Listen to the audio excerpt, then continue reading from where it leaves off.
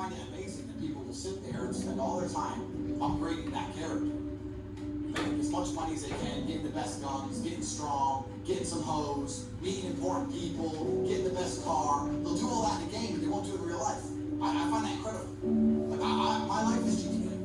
I don't need to play a game for GTA. If I want a gun, I'll fucking buy it. If I want a car, I'll fucking buy it. I want a bitch, I'll get her. It's me. I am GTA. I don't see why people play the games. They play the games because they're scared of loss. Because if you die in the game, you get another chance. If you lose in the game, you get another chance. In life, you get one shot. When you get some balls, that's what life is as a game. That's what life is as a man. This is one big video game. You get to upgrade your character. You're not born with any value. All these women that you just put me on with are born with value. They're pretty already. They're gorgeous already. They're good looking enough. Even if they're a 5, someone's going to give a shit they exist because someone wants to fuck them. As a man, if you don't make yourself valuable, you have no value. You have to get out and do it. Just like a video game. You start with fucking 0. You have to decide you want to complete it. You have to upgrade your character. So I find it amazing that men can play video games and fuck about and waste some time instead of upgrading their character. Everyone knows what to do. You know what you have to do.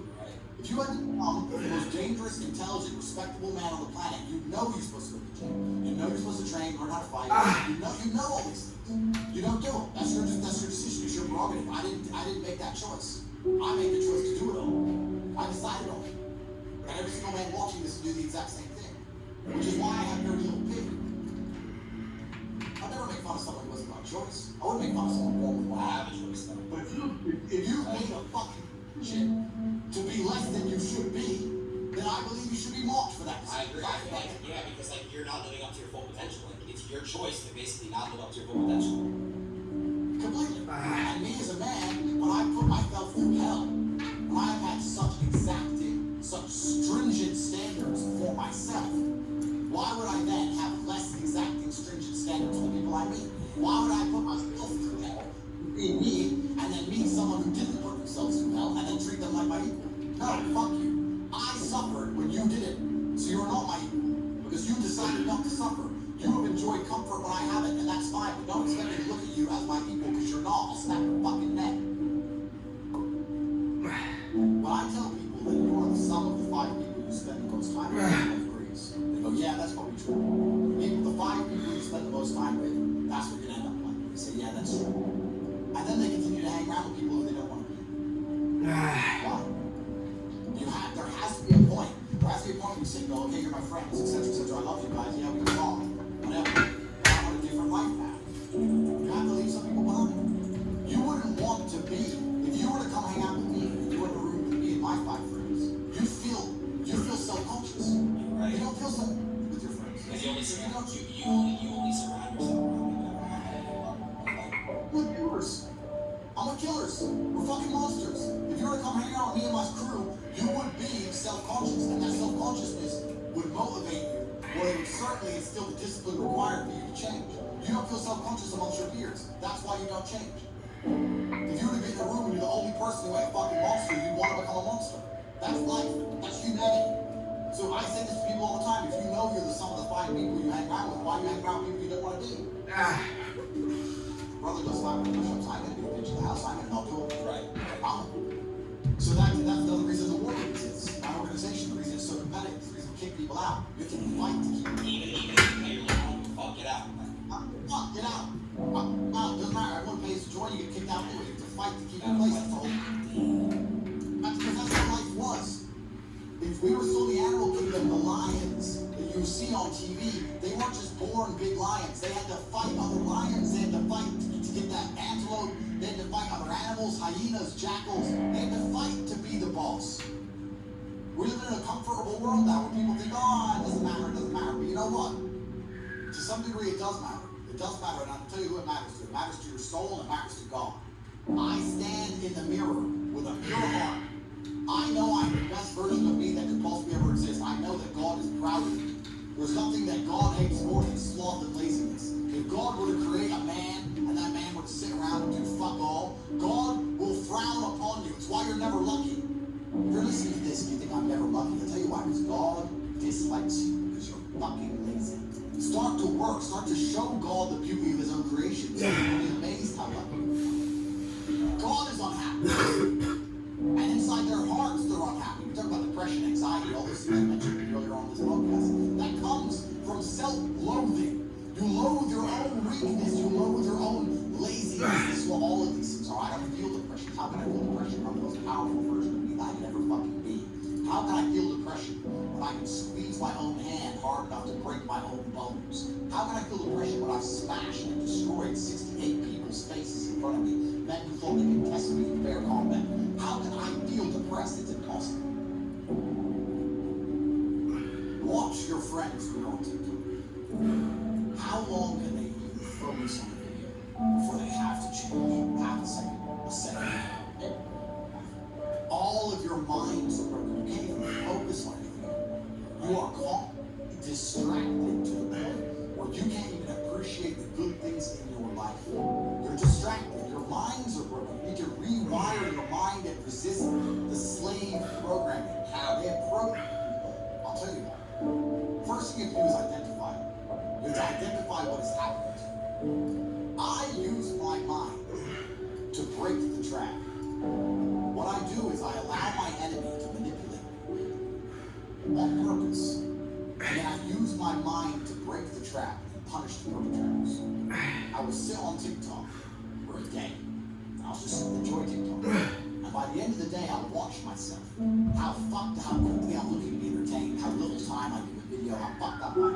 And then I'll blink and I'll cure my fucking brain. You must allow yourself to be manipulated and you must fix it. All of it. You just talked about not appreciating the things you had. Then blink and cure your brain.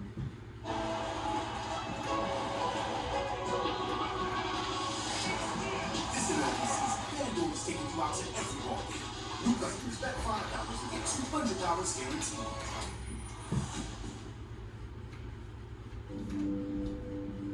It's not difficult. There's just no competition because everybody's fucking distracted. They're distracted by this, distracted by that, watching fucking Netflix, jerking off to porn like fucking jackasses. It's so easy to win if you can control your own mind. But it seems nobody fucking can. And that's how the people who run the world keep the world running. Because they have all the slaves exactly where they need them to be. Permanently distracted and semi-depressed. Working their asses off in jobs which will never satisfy them and never bring enough money. That's the Matrix. I can't imagine a mind frame or a mindset where I want to do something and can't do it.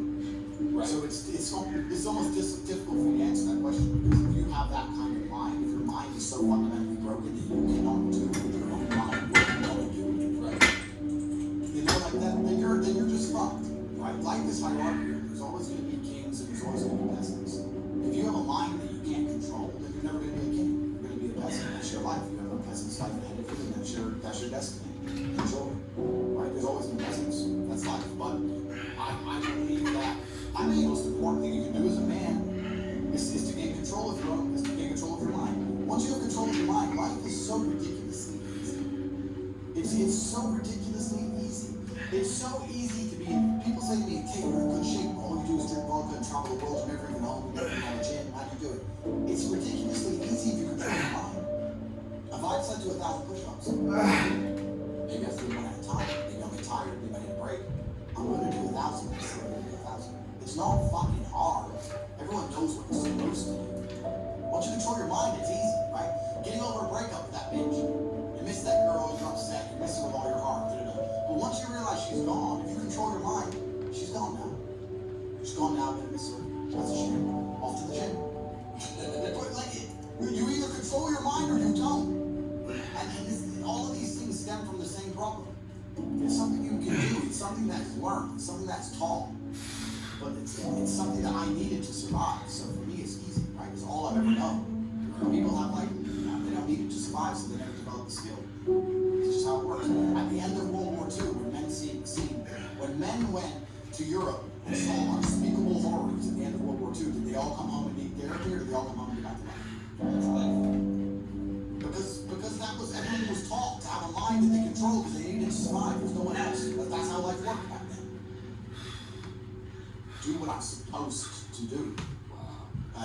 It's not a matter of how I feel or how I'm motivated. If I was depressed, it's impossible. If I was depressed, my life would be, and the day-to-day activities would be exactly the same as if I was ecstatically happy. You wouldn't be able to see a difference. I'd be up at the same time. I'd be in the gym the same. I'd be doing the same shit.